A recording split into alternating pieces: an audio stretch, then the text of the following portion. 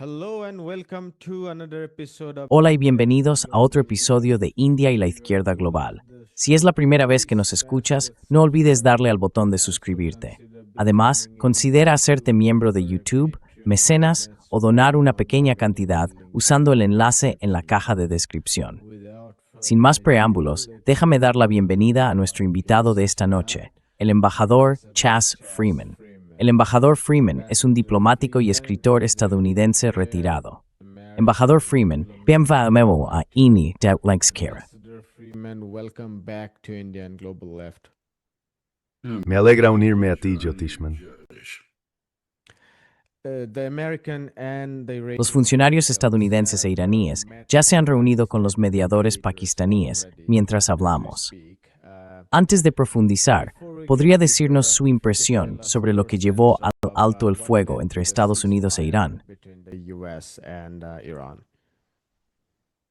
Well, I think basically the problem in the talk Bueno, illustrates what Creo que básicamente el problema en las conversaciones ilustra lo que ocurrió. Irán sabe que no ganó la guerra, pero sabe que Estados Unidos e Israel la perdieron. Estados Unidos no acepta que ha sido derrotado.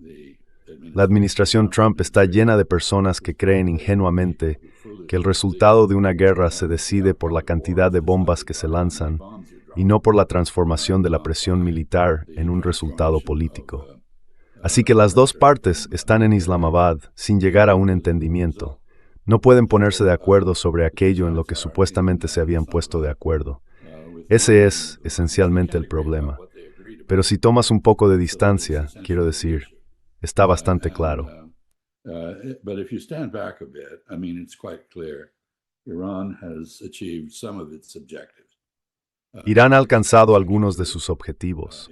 Ha obtenido un alivio de las sanciones. Ahora ha duplicado sus ingresos por el petróleo desde que comenzó la guerra, lo cual es lo contrario de lo que cabría esperar. Actualmente vende el petróleo a 110 o 120 dólares el barril, mientras que antes de la guerra lo vendía con descuento respecto al precio mundial a unos 47 dólares aproximadamente. Así que ese es un objetivo conseguido. Otro es que ha demostrado, mediante su fortaleza y su capacidad para soportar castigos, que está dispuesto a pagar un precio muy alto por mantener su independencia e integridad nacional. Y en tercer lugar, ha tomado el control del estrecho de Hormuz, algo de lo que los nacionalistas iraníes habían hablado, pero que nunca se habían planteado seriamente. Nationalists have talked about, but never really seriously contemplated. And it is in effect operating a toll road through. Y en efecto, está operando una carretera de peaje a través del estrecho de Hormuz, cobrando unos 2 millones de dólares, no en dólares, sino en moneda china o criptomoneda, a cualquier barco al que decida permitir el tránsito por el estrecho. El tránsito se limita a aquellos países o buques asociados con países y con cargamentos procedentes o con destino a países que no sean hostiles a Irán. En otras palabras, Irán está decidiendo si deja pasar a sus amigos, pero no permitirá el paso a sus enemigos. And this has put the world Esto ha puesto al mundo, incluidos los países de la región, en una situación realmente difícil. Ahora tienen que cortejar a Irán si quieren sobrevivir económicamente. Así que vemos a Corea del Sur y Japón yendo a Teherán de rodillas porque dependen tanto del petróleo del Golfo Pérsico. bended knee because they're so dependent on Persian Gulf oil. We see countries like Vemos países como el tuyo, India y Turquía, y por supuesto China, que han establecido acuerdos con los iraníes para satisfacer sus necesidades, pagar la tarifa y pasar. Todo esto funcionaba bastante bien hasta que Donald Trump estalló con sus amenazas a Irán, creyendo que eso llevó a Irán a la mesa de negociaciones. threats at Iran. No creo que eso sea cierto, pero cuando lo hizo y surgió el acuerdo de alto el fuego, o mejor dicho, el supuesto acuerdo de alto el fuego, porque no es un alto el fuego, solo una pausa en los combates, podría haberse transformado en un verdadero alto el fuego si las partes en las conversaciones de Islamabad hubieran sido serias. It could be transformed Pero no creo que estén dispuestas a comprometerse. in the talks in En cualquier caso, el estrecho está prácticamente cerrado ahora. um, the strait is essentially shut down now, and there have been many Y ha habido muchos casos de daños colaterales. Creo que uno de los grandes perjudicados por esto ha sido la India, que ha perdido el descuento en el petróleo ruso que tenía. Por supuesto, los rusos, como resultado de la guerra actual, no tienen sanciones sobre sus exportaciones de petróleo. Pero la India está pagando un precio muy alto por el petróleo, ya sea del Golfo Pérsico o de Rusia. Y el resto del mundo está a punto de experimentar una onda de choque cuando los barcos que salieron del Golfo antes del inicio de esta guerra, el 28 de febrero por parte de Israel y Estados Unidos, descarguen sus cargamentos. Después de eso, no habrá más cargamentos que los sigan. Así que estamos hablando de precios del petróleo que están, ¿en qué? Unos $110 por barril ahora, y que podrían subir a unos $200 por barril per barrel en un plazo bastante corto. To maybe $200 a barrel in fairly short order. All of this is to go back to who won. Todo esto se remonta a quién ganó, quién perdió y por qué están en Islamabad. En el lado estadounidense acercan las elecciones de mitad de mandato, a pesar de los esfuerzos de Trump por manipularlas o impedirlas. El precio de la gasolina en el surtidor es muy importante para los votantes estadounidenses y la popularidad de Trump está cayendo. En realidad, eso es todo lo que le importa, el elemento político interno. En el lado iraní, solo se puede imaginar que lograr que Al-Aribaf, el presidente del Parlamento, fuera a Islamabad debió de implicar discusiones muy polémicas dentro del gobierno. Los sectores más duros están al mando. Su pregunta es, ¿qué ganamos nosotros con esto? ¿Por qué deberíamos volver a tratar con personas conocidas por ser engañosas, incapaces, inexpertas, incapaces de cumplir un acuerdo como Stephen Witkoff y Jared Kushner? Stephen Witkoff and Jared Kushner. They are in Islamabad with J.D. Vance, in my opinion. En mi opinión, están en Islamabad con J.D. Vance principalmente para observarlo y luego informar a Donald Trump. A estas alturas, la única persona en el mundo que confía en alguno de ellos es Trump. De hecho, el ministro de Asuntos Exteriores de Irán, Araghchi, pidió a Estados Unidos que no los enviara porque son tóxicos. Así que también se podría decir que si se busca una solución más amplia aquí, probablemente tendrá que elaborarse entre Irán y los estados árabes del Golfo, no solo Omán, que ya participa en la gestión conjunta del Estrecho de Hormuz en virtud de un acuerdo con Irán, sino los demás también. Israel no forma parte de este paquete, pero en la práctica está representado en Islamabad por Witkoff y Kushner, que son fervientes sionistas y tenderán a favorecer los intereses israelíes. And who will tend to Israeli interests. Who is not there? Saudi Arabia, Egypt. ¿Quién no está allí? Arabia Saudí, Egipto y Turquía, los tres países que se unieron a Pakistán para promover una propuesta de paz china o un conjunto de principios y que respaldaron al ministro de Asuntos Exteriores pakistaní en su viaje a Pekín y en sus esfuerzos de mediación. Así que hasta ahora lo único que ha ocurrido, según sabemos, es que las dos delegaciones se han reunido por separado con Shehbaz Sharif, el primer ministro pakistaní. No van a reunirse directamente. Y le deseo buena suerte a Pakistán porque no creo que haya ningún punto en común entre las posiciones de ambas partes. Así que voy a detenerme. Aún no he mencionado el Líbano, pero permítanme hacerlo antes de terminar si me lo permiten. La importancia del Líbano para Irán es doble. The importance of Lebanon to Iran is twofold. First, of course, Iran has been the traditional En primer lugar, por supuesto, Irán ha sido el protector tradicional del Líbano y el patrocinador o apoyo de Hezbollah, un movimiento que surgió de la oposición a la invasión y ocupación israelí de 1982. Por lo tanto, Irán está muy dispuesto a hacer lo que pueda para apoyar al Líbano frente a la agresión israelí. Pero la otra razón, la más importante, es que Irán ha visto la agresión israelí contra el Líbano de dos maneras. En primer lugar, es un intento evidente de sabotear el alto el fuego. Israel no quiere un alto el fuego. Israel quiere destruir a Irán. En segundo lugar, y más importante para los iraníes, es una duda de si Estados Unidos puede de hecho contener a Israel. It's a test of whether the United States can, in fact, rein Israel in. And it appears that Parece que la Casa Blanca está lo suficientemente ansiosa por salir de esta guerra como para haber hecho dos cosas. Primero, enviar a J.D. Vance, el vicepresidente, a Islamabad como símbolo de su intención y seriedad de propósito. Y segundo, ejercer presión sobre Israel para que detenga la invasión y la agresión en el Líbano, que por cierto aún continúan. Se supone que habrá algún tipo de reunión en Washington entre el gobierno libanés y los israelíes. Pero el gobierno libanés no es dueño de su propia casa y no tiene poder para desarmar a Hezbollah, como exige Israel. De hecho, sería realmente anómalo que Hezbollah se desarmara mientras Israel invade e intenta anexionarse parte del Líbano. Hezbollah no lo hará, y el gobierno libanés no puede obligarles. Así que las llamadas negociaciones en Washington son otro acto meramente performativo sin perspectivas de éxito. Soy muy pesimista respecto a cómo va a terminar todo esto, así que lo dejaré aquí, después de haberme extendido bastante.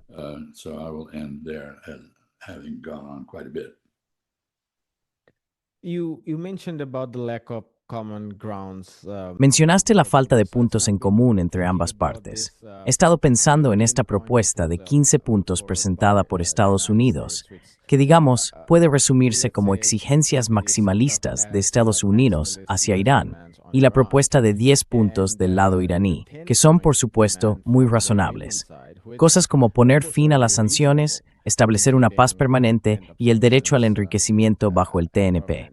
Pero exigencias como el cierre de las bases estadounidenses pueden interpretarse como, entre comillas, posiciones maximalistas iraníes. Quote-unquote Iranian maximalist demands. The very fact that Trump Ahora bien, el mero hecho de que Trump haya aceptado abrir negociaciones basadas en los 10 puntos indica que está algo desesperado por un alto el fuego, o al menos por poner fin a la guerra. Por supuesto, la gente debería preguntarse si se trata de un intento genuino de alcanzar un alto el fuego y un acuerdo negociado, o simplemente de otro farol para reagruparse y lanzar otro ataque, dado lo que hemos visto durante el último año desde junio. ¿Cuál es tu impresión? ¿La administración estadounidense quiere realmente poner fin a la guerra o es solo otro farol? End of the war, or is it just another bluff? No, I think the administration definitely is No, desperate. creo que la administración está claramente desesperada por poner fin a esta guerra. Imaginaban que sería una operación rápida, de 4 días. Imaginaban todo tipo de cosas que sus propias agencias de inteligencia les dijeron que eran erróneas. Su ejército les dijo que estaban equivocados, pero siguieron adelante de todos modos. Así que creo que la manera de entender estas negociaciones es como la guerra después de la guerra. Es decir, la guerra sigue en curso, pero ahora tiene lugar en reuniones en Islamabad, al menos por el momento. ¿Sabes? Clausewitz dijo célebremente que la guerra es la continuación de la política por otros medios militares. Yo diría que la diplomacia es en este punto la continuación de la guerra por medios retóricos. Así que la verdadera cuestión no es si las conversaciones en Islamabad van a poner fin a la guerra, porque claramente no lo harán. La guerra continuará. La verdadera cuestión es si la guerra se reanudará con el lanzamiento de misiles y demás.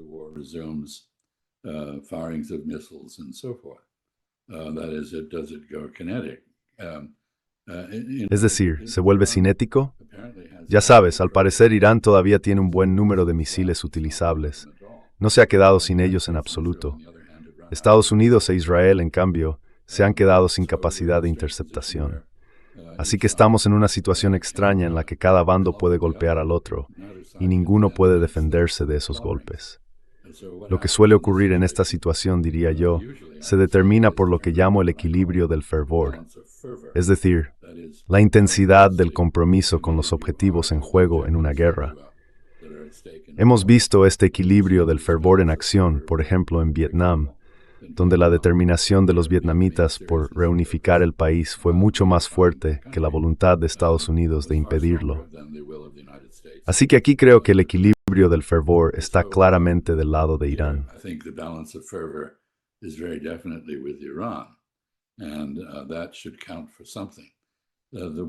Y eso debería contar para algo. La incógnita en todo esto es Israel, porque el objetivo de Israel es, como está demostrando en el Líbano, establecer un gran Israel. El principal, de hecho el único verdadero obstáculo para ello, ha sido Irán.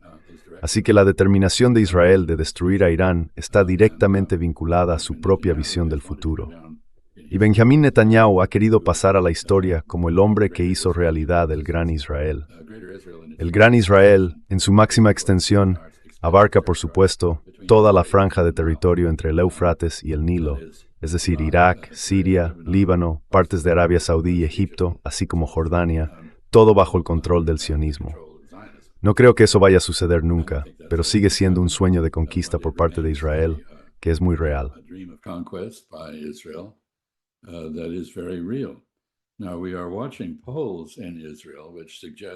Ahora estamos observando encuestas en Israel que sugieren que muchos israelíes ya han tenido suficiente de esta guerra.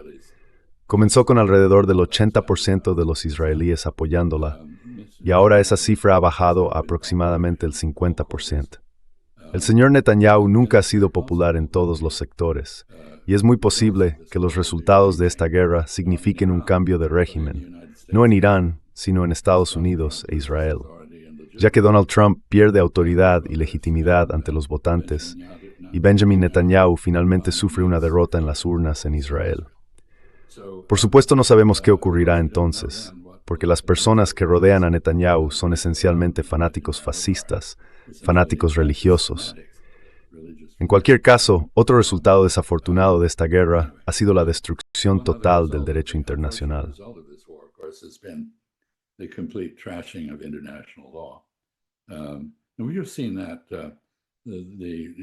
Y hemos visto más pruebas de ello en la claudicación británica respecto a la decisión sobre las Islas Chagos, que se presentó como una cesión de soberanía a Mauricio, pero que en realidad fue una decisión del gobierno británico impulsada por razonamientos jurídicos y presiones judiciales, ambos ahora desestimados por el propio Reino Unido, tanto por el derecho internacional. Resulta irónico, en ese sentido, escuchar a los portavoces estadounidenses describir el control iraní del estrecho de Hormuz como contrario al derecho internacional. El derecho internacional se ha reducido a una mera apariencia que se invoca para justificar una posición cuando conviene, pero que en caso contrario se ignora o de hecho se viola abiertamente a voluntad.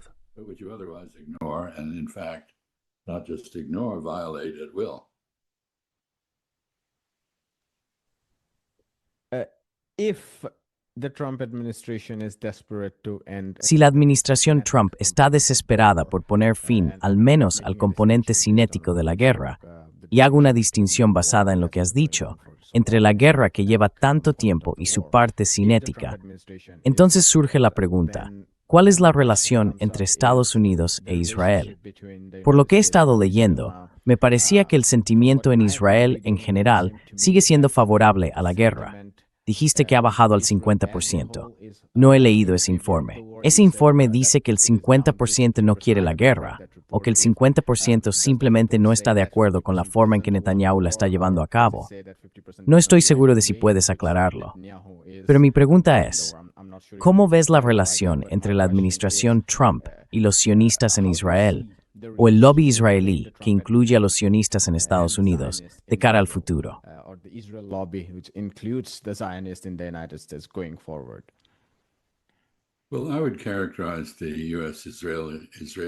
Bueno, yo caracterizaría la relación entre Estados Unidos e Israel ahora como un matrimonio en el que ambas partes preferirían el divorcio antes que continuar con el vínculo.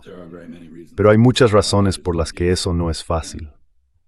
Por el lado israelí, Benjamín Netanyahu ha hablado de convertir Israel en una especie de Esparta, una sociedad militarizada que ha roto sus lazos de dependencia con Estados Unidos. Esto significa que entiende que ya no cuenta con el apoyo asegurado de Estados Unidos, aunque sí tenga el de Donald Trump. Por el lado estadounidense, todo realmente depende de Donald Trump, por varias razones. Por supuesto, tiene una base de alrededor de 1/3 de los votantes estadounidenses que son seguidores de su culto a la personalidad y para quienes no puede hacer nada mal.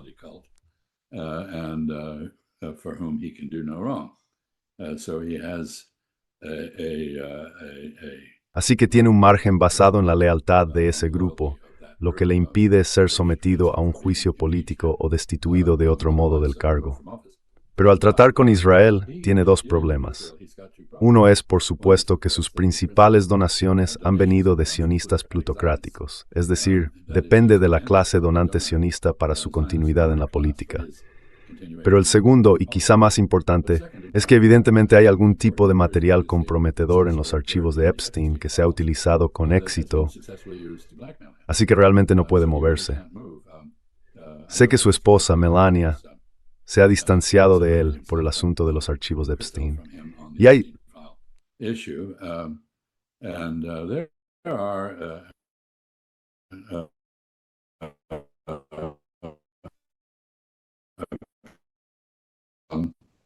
to the extent that Donald Trump's base is En la medida en que la base de Donald Trump sea cristiana evangélica, las revelaciones sobre lo que parece haber hecho o se rumorea que hizo con Epstein podrían resultarle políticamente devastadoras.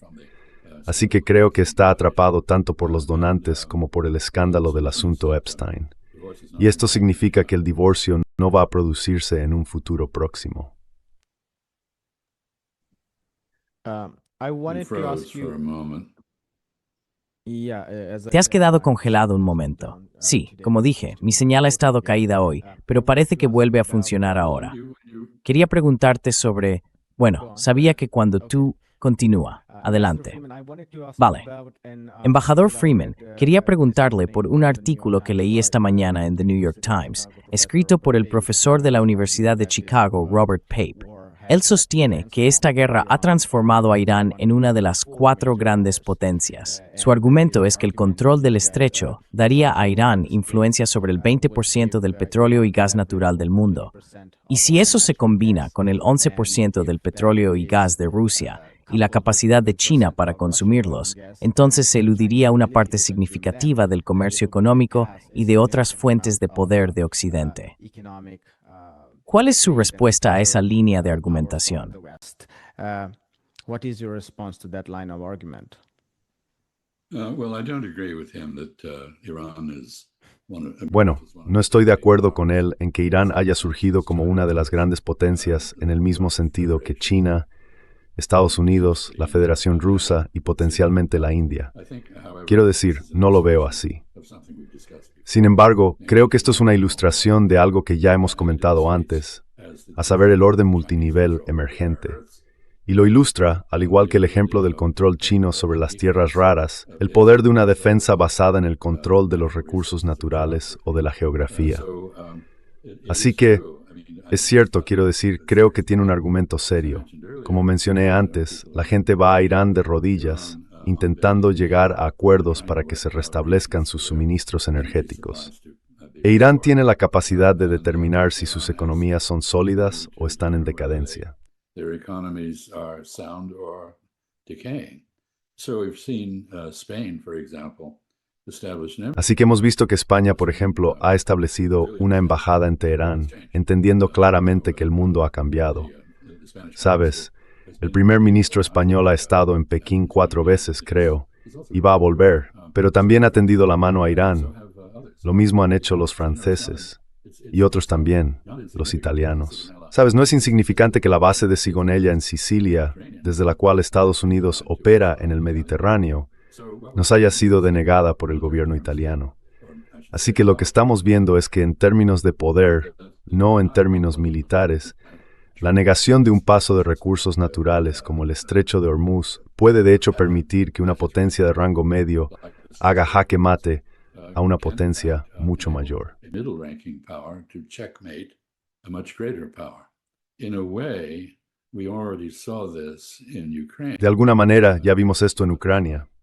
Ucrania, por supuesto, fue respaldada por las fuerzas de la OTAN, con reentrenamiento, reequipamiento y apoyo económico y de otro tipo frente a Rusia.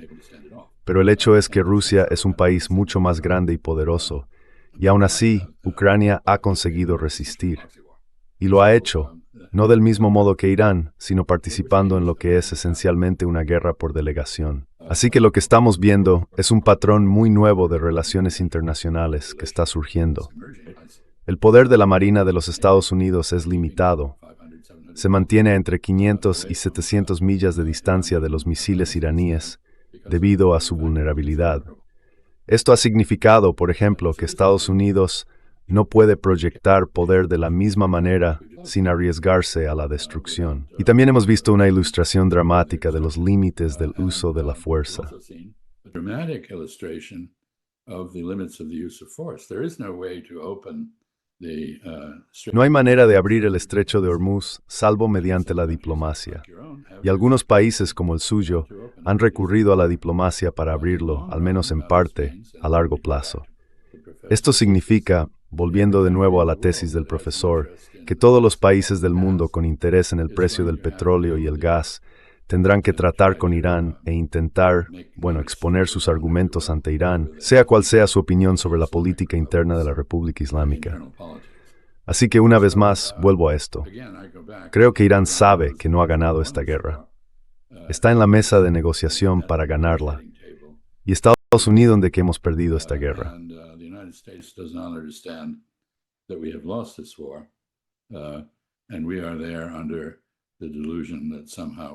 Y estamos allí bajo la ilusión de que de algún modo tenemos mucho poder de negociación, cuando en realidad no es así. Por supuesto, tengo que decir que gran parte del mensaje sobre este asunto, en ambos bandos, está dirigido a las audiencias nacionales.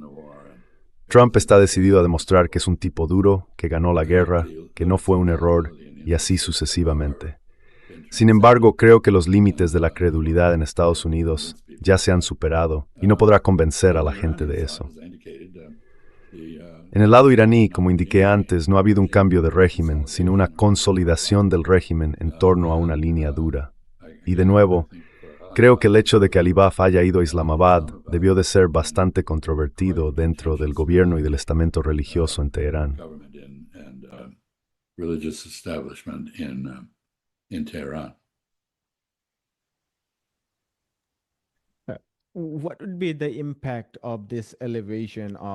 ¿Cuál sería el impacto de esta elevación del estatus de Irán?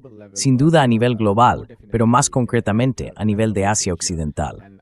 Estoy pensando en la política nacionalista interna en varias partes de la región, porque desde la Segunda Guerra Mundial ha habido aquí movimientos o fuerzas nacionalistas de distintas variedades. Y al menos desde la caída de la Unión Soviética, la idea era que si de algún modo se podía ser un vehículo para o buscar la bendición de Estados Unidos, entonces probablemente se podrían compensar muchos factores indeseados. Eso ya no funciona. Así que me pregunto, en la larga historia de los movimientos nacionales de Asia Occidental, ¿cuál es tu percepción del impacto de esto en la política interna?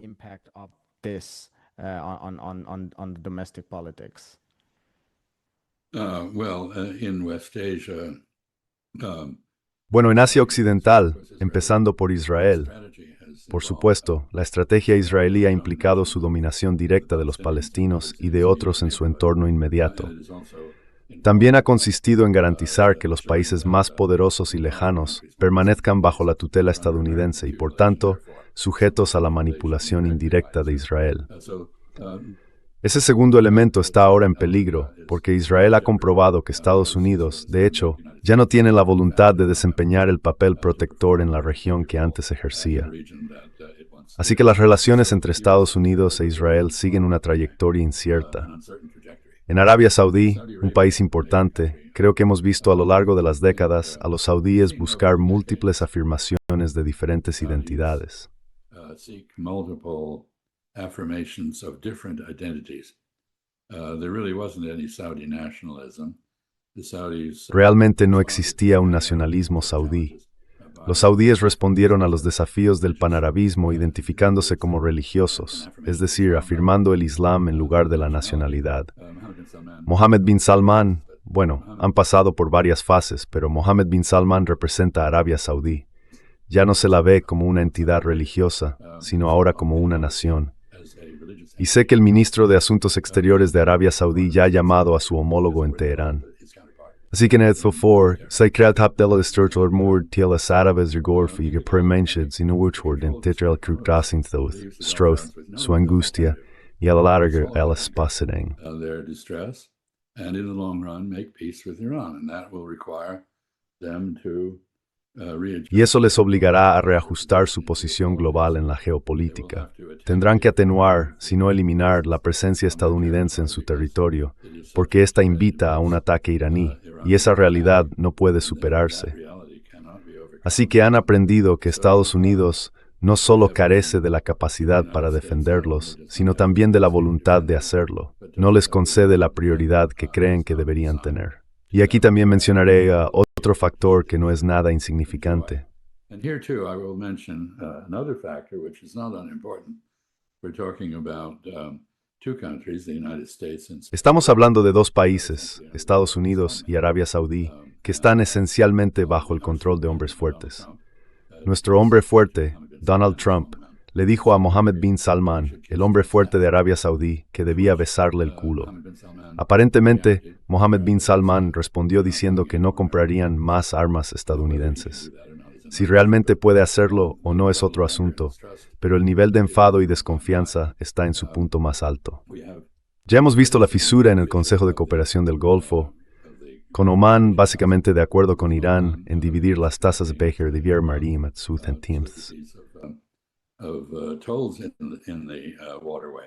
We don't know what the split is, but we do. No sabemos cuál es la división, pero ahora entendemos que ha habido cierta colocación de minas en el estrecho cerca de Omán, lo que significa que los barcos tienen que pasar cerca de Irán.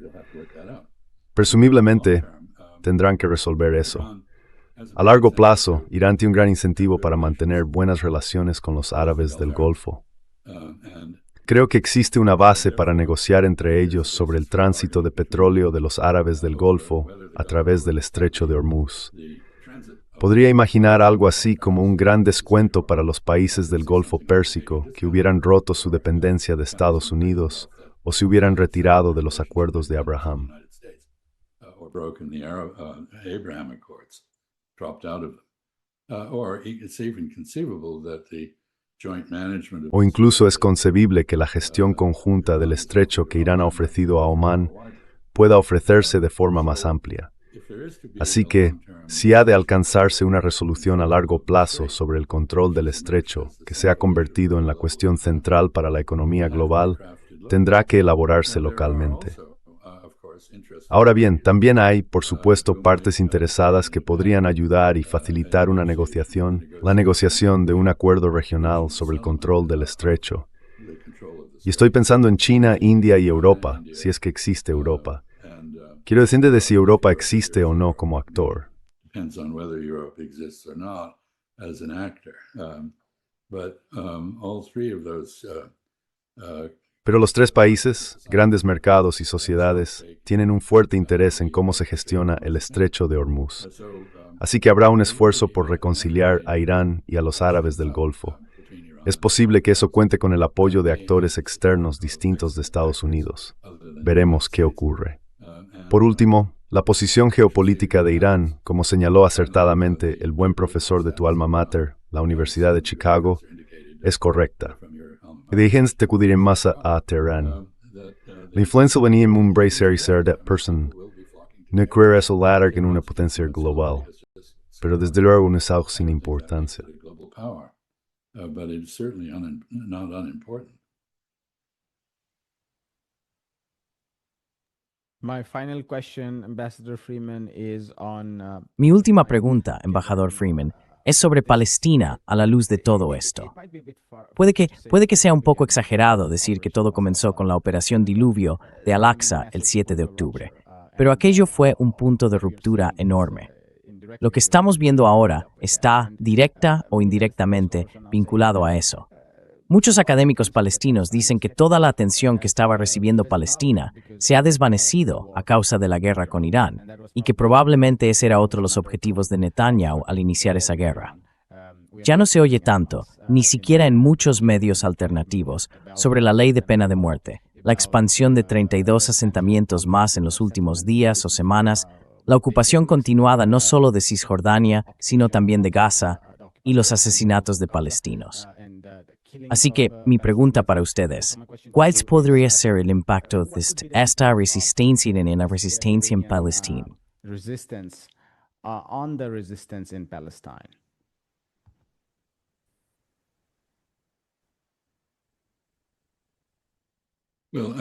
West Asian war, the war with Iran. Bueno, la guerra en Asia Occidental, la guerra con Irán, que ahora se ha extendido bastante por la región, es una distracción, una desviación de la atención respecto a la causa subyacente de la inestabilidad en la zona, que es el expansionismo israelí, la limpieza étnica y la negación del derecho a la autodeterminación de los palestinos.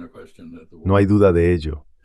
Tampoco hay duda de que la guerra ha sido una distracción útil respecto a los archivos de Epstein, así como de las acusaciones contra Netanyahu por corrupción y de la oposición a él dentro de Israel. Opposition to him in Israel. He's a wartime prime minister. Es un primer ministro en tiempos de guerra. Como alguien dijo, ya sabes, quería ser Churchill.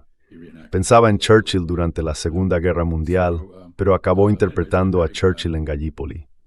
En fin, ya que lo mencionas, es decir, convencer a la región de que puede convivir con la confrontación indefinida entre palestinos e israelíes, no creo que eso sea más que una fase pasajera. Creo que la cuestión palestina ha sido reconocida ahora por todo el mundo árabe.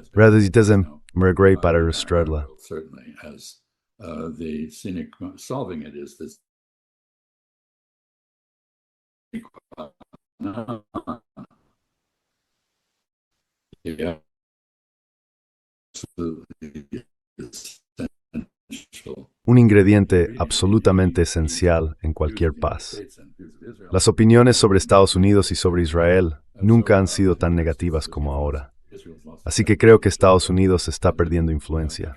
Israel ha perdido aceptabilidad, no solo a nivel global, sino también en la región. Países como los Emiratos Árabes Unidos, que practicaron la Realpolitik y reconocieron a Israel, y que se han mantenido en esa posición, ahora encontrarán difícil reprimir la opinión pública. Quiero decir, el país tiene menos filipinos y la población nativa es tribal y, ya sabes, respalda a los gobernantes. Pero tendrán que, como practicantes de la Realpolitik, reconocer la reconfiguración de la geopolítica y de las relaciones regionales que ha producido esta guerra.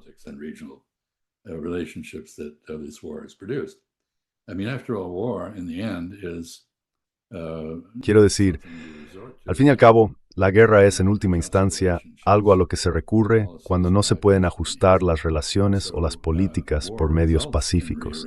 Así que la guerra da lugar a reajustes, modificaciones de las relaciones, de los límites territoriales y de otras cosas. Y la pregunta entonces es, y esto es lo que se afronta, o más bien se elude, pero se afronta retóricamente, performativamente en Islamabad. La verdadera cuestión es, ¿cómo se reconcilia a las partes de un conflicto con los resultados de ese conflicto?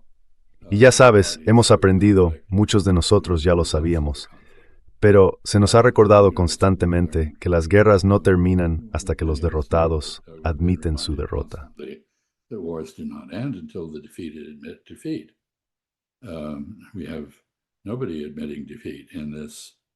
No tenemos a nadie que admita la derrota en este contexto, así que no lo sé. No creo que los palestinos hayan admitido la derrota y no creo que ese conflicto vaya a terminar. No creo que los árabes, ya sabes, debería terminar diciendo que por horrible que haya sido lo que ha ocurrido, hay cosas peores que podrían pasar. Por ejemplo, Ben Gvir quiere volar la mezquita de Al-Aqsa, destruirla, para reconstruir el supuesto templo que había allí. Algo así movilizaría a los 2.000 millones de musulmanes del mundo de una manera en que no han estado antes. Así que Israel entra otro tipo de incertidumbres.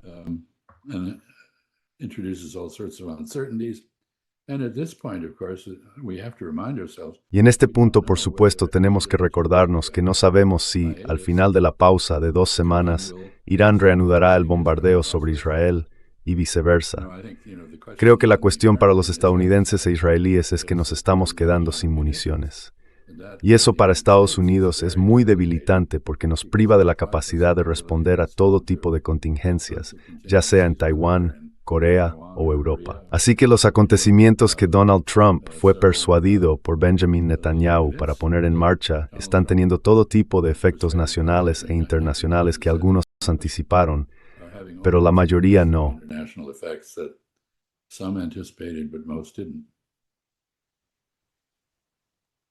As you said, war leads to rearrangement. Como usted dijo, la guerra conduce a una reorganización. Estaba pensando en los últimos 500 años de elaboración de mapas y en cómo muchos mapas geopolíticos o políticos de todo el mundo han sido redibujados por las guerras a lo largo de ese tiempo. Lo dejaremos aquí, embajador Freeman. Muchísimas gracias por su tiempo y ya que es su mañana, que tenga un maravilloso resto del día. Thank you. Malthiev Drexbite. Well, Hi, my name is Ayushman. Hola, me llamo Ayushman. Junto con Jushman hemos creado esta plataforma. Durante los últimos 2 años hemos intentado generar contenido para las fuerzas de izquierda y progresistas. Hasta ahora, hemos entrevistado a economistas, historiadores, comentaristas políticos y activistas. Si te ha gustado nuestro contenido y quieres que construyamos un archivo para la izquierda, tengo 2 peticiones para ti. Por favor, considera hacer una donación a la causa. El enlace está en la descripción de abajo. Y si no puedes hacerlo, no te sientas mal. Siempre puedes dar me gusta y compartir nuestros videos con tus camaradas. Por último, no olvides pulsar el botón de suscribirte. Don't forget to hit the subscribe button.